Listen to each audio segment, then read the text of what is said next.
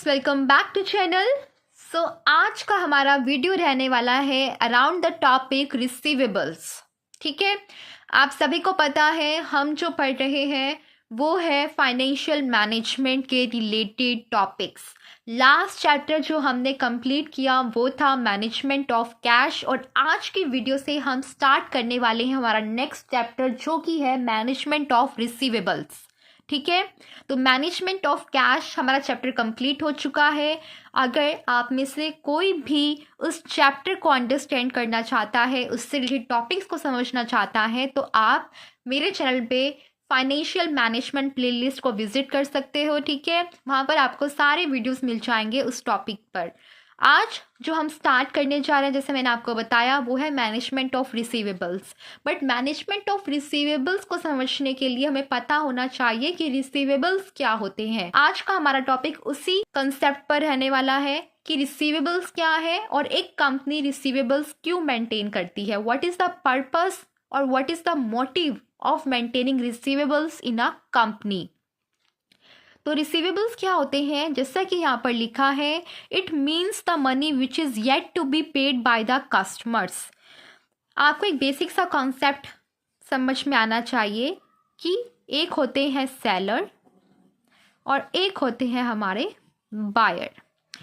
Seller अगर हमारी firm है तो बायर मतलब कि जो उस फर्म के गुड्स और सर्विसेज को बाय कर गए हैं, मतलब कि कंपनी के कस्टमर्स। ठीक है, फर्म ने दिया बायर को या कस्टमर को अपना प्रोडक्ट, और कस्टमर ने क्या देना होगा, कैश, राइट।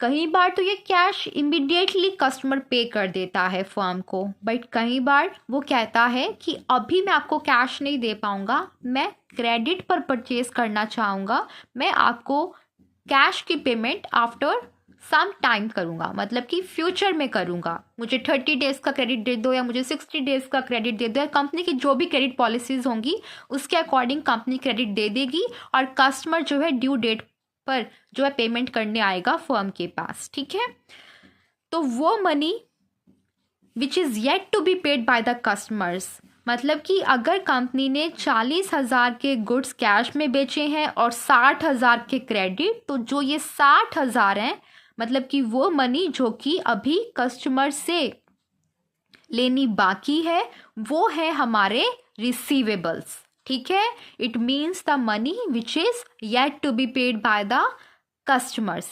तो ये किससे एसोसिएटेड हुई, ये एसोसिएटेड हुई with the credit sale of goods और services by a firm to it customer, कि जब एक फर्म अपने कस्टमर को क्रेडिट पर अपने प्रोडक्ट या सर्विसेज को बेचेगी, तब ये कॉन्सेप्ट जो है एग्जिस्टेंस में आता है, दैट इज रिसीवेबल्स।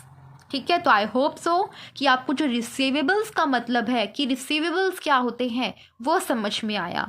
रिसीवेबल्स को हम दूसरे नामों से भी जानते हैं, जैसे कि account receivables, bill receivables, book debts, और बहुत नाम होते हैं। जैसे कि एक और इम्पोर्टेंट नाम लिया जाता है वो है सन्ड्री डेटर्स।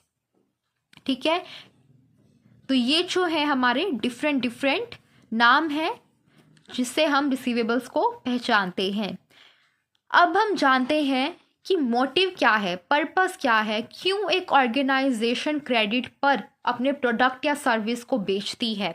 तो उसके डिफरेंट जो है मोटिव्स हो सकते हैं। पहला मोटिव यहाँ पर लिखा है सेल ग्रोथ मोटिव। क्या है, सेल ग्रोथ मोटिव।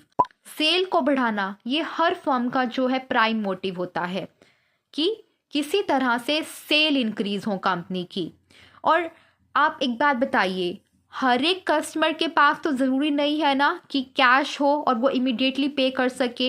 हो सकता है कुछ कस्टमर्स के पास अभी कैश ना हो, बट उन्हें सामान की ज़रूरत है और वो कैश जो है फ्यूचर में ही दे सकते हैं। तो ऐसे कस्टमर्स को अट्रैक्ट करने के लिए जिनके पास अभी कैश नहीं है बट वो कैपेबल है पे करने के लिए, उन्हें सिर्फ थोड़ा टाइम चाहिए पेमेंट करने के लिए, तो ऐसे कस्टमर्स को अट्रैक्ट करने के लिए ये ज़रूरी हो जाता है कि कंपनी जो है क्रेडिट पर अपने गुड्स और सर्विसेज को बेचे। ठीक है, the prime motive for investment in receivable is sale growth. Credit sale will also attract the customers who have shortage of cash to pay immediately for purchase goods and services. ठीक है, तो cell को grow करना एक motive है company का, जिसके कारण कंपनी क्या करती है, क्रेडिट पर अपने गुड्स या सर्विसेज को बेचती है। सेकंड क्या है, सेकंड है increased profit motive. Credit sale होंगी तो सेल्स इंक्रीज होंगी, वो कस्टमर्स भी कंपनी की तरफ अट्रैक्ट होंगे जिनके पास अभी पेमेंट करने के लिए पैसा नहीं है बट फ्यूचर में वो पेमेंट कर सकते हैं, इसीलिए वो परचेज करेंगे गुड्स और सर्विसेज फ्रॉम द कंपनी और फ्यूचर में आकर कंपनी को कैश देकर जाएंगे और कंपनी के इस तरह से प्रॉफिट्स इंक्रीज हो जाएंगे। तो क्रेडिट सेल्स हुई तो मतलब सेल्स इंक्रीज हुई, और जब सेल्स इंक्रीज हुई तो ऑब्वियस सी बात है प्रॉफिट तो भी बढ़ेगा ही बढ़ेगा, राइट। तो इंक्रीज करना प्रॉफिट, ये सेकंड मोटिव होता है। थर्ड मोटिव क्या लिखा है यहाँ पर, मीटिंग द कंपटीशन। ये भी कंपनी का मोटिव हो सकता है कि कंपटीशन मीट करना है। सपोज कीजिए एक इंडस्ट्री में 6 फर्म्स ऑपरेट कर रही हैं। ठीक है, 6 बड़ी फर्म्स हैं एक इंडस्ट्री के अंदर, और इंडस्ट्री है सपोज कीजिए हमारी शू बिजनेस से रिलेटेड। अब 6 फर्म्स में से 5 फर्म्स तो क्या कर रही है,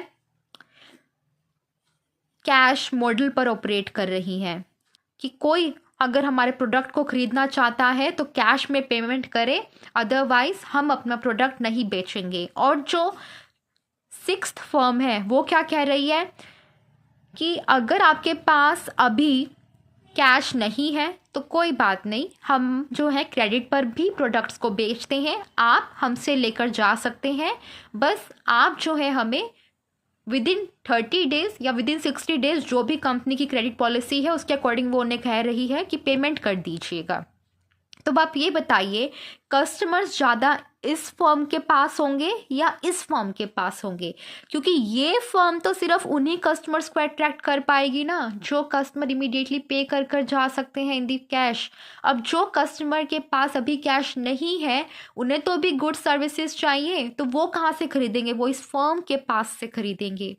तो किसकी सेल इंक्रीज होंगी, सेल इंक्रीज होंगी इसकी। कंपटीशन जो होगा इन सब के बीच में उसमें विनर कौन होगा, वो विनर होगी ये फर्म।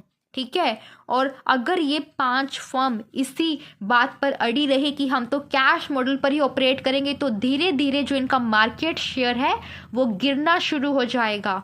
ठीक है, इसीलिए कंपटीशन को मीट करना भी मोटिव रहता है कि कई बार ना चाहते हुए भी आपको क्रेडिट पर बेचना पड़ेगा अगर आपको मार्केट में सरवाइव करना है, अदरवाइज आपकी सेल में गिरावट होनी शुरू हो जाएगी। सेल कम होंगी तो प्रॉफिट कम होगा, प्रॉफिट कम होगा तो आप किस तरह से सरवाइव करोगे मार्केट में। ठीक है, तो कंपटीशन को मीट करना भी एक हमारा कंपनी का इंपॉर्टेंट मोटिव रहता है behind the maintenance of receivables. So I hope so कि जो कंसेप्ट था पूरा रिसीवेबल्स का कि रिसीवेबल्स होते क्या है और एक कंपनी क्यों मेंटेन करती है रिसीवेबल्स को, वो आपको समझ में आया होगा। अगर आपकी बेसिक अंडरस्टैंडिंग डेवलप हो गई है ना तो अब हम जो भी नेक्स्ट वीडियोस में पढ़ेंगे वो आपको बहुत अच्छे से और बहुत जल्दी समझ में आ जाएगा। ठीक है, तो आज के वीडियो के लिए इतना ही।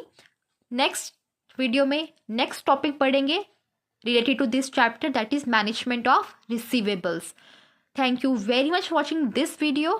Bye bye.